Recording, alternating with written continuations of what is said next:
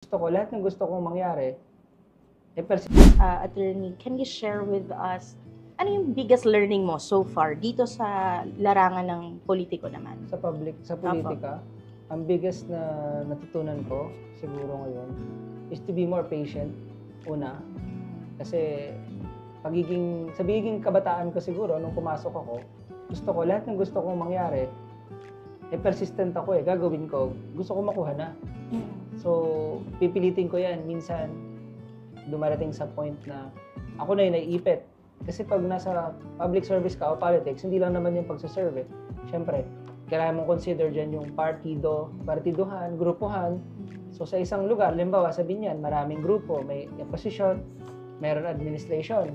Pag mayroon kang gustong gawin, ay pinupush ko. Minsan, hindi magugustuhan na administrasyon.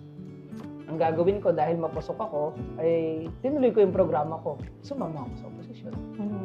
Ganun.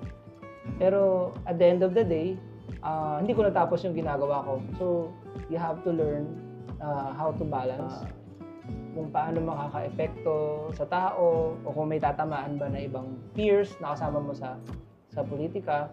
So, kailangan maging patient ka. You have to wait for the right time lagi to do some things or to do your plans or projects.